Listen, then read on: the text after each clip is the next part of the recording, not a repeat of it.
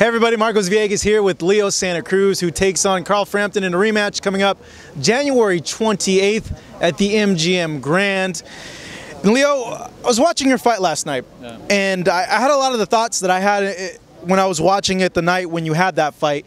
And the main thing was, I kept thinking, this doesn't look like Leo. This doesn't look like the Leo I'm used to. Is something off? I couldn't quite figure it out. I have my own ideas as to why, but did you feel off that night, and really what happened? Yeah, the truth, I didn't feel the same, like you said it. I didn't feel that I was Leo Santa Cruz that I always go out there when I get there and to fight.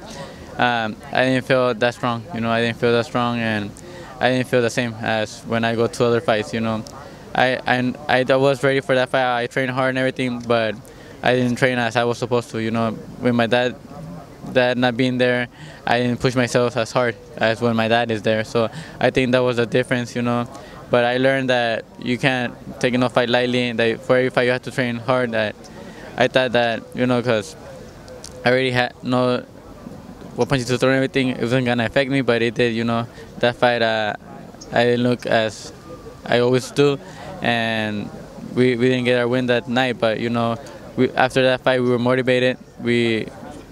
We were motivated to go out there and get the rematch, and thank God it happened now, and we're not gonna let no mistakes, no nothing ruin this fight, and we're gonna go out there and get the win.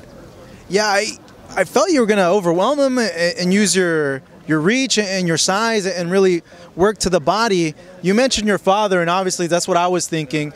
I'm surprised you didn't ask to postpone the first fight, given what happened. Did you want to at any point? There were talks, about postponing it, but people were excited. They were excited about the fight. They wanted it, and I thought that if I postponed it, they were gonna say that I was scared or that, that I didn't want to fight him or stuff like that. So I said, who cares? If my dad is gonna be there, and no matter if he can't train me or nothing, I still want to fight the fight. But yeah, there were talks that if I wanted to pull out the fight and if I didn't want to fight, that we could postpone it. But I said no. Let's go with it. The fans are ready. They're waiting for this fight. Let's just give it to them. But it was a mistake. But that's what you learn from mistakes. You learn from mistakes, and that's what we learned, that we can go. We have to go well prepared for every fight, and we are gonna go this time. Yeah. When all that happened, I just kept thinking, like, man, maybe he should go ahead and do that. But I've seen you in camp. I've seen your dad training you in camp. He really gets on you, like when you slack or you fool around. And I kind of felt maybe coming into that first fight, like, oh, that could be a big factor. Given that, his absence, how much did it affect your day-to-day training? It did, because I even felt it, like when I went to the gym and my dad wasn't there. Even just with his presence is a big difference, because just by seeing him, I do the work twice as hard, because I know he's watching me and I don't want him to tell me stuff or to scream at me, so I try to do it perfectly. And when my dad wasn't there, I slacked off, I played around. I didn't do it as strong as I was supposed to when he was there. So I think it was a big difference not having my dad there.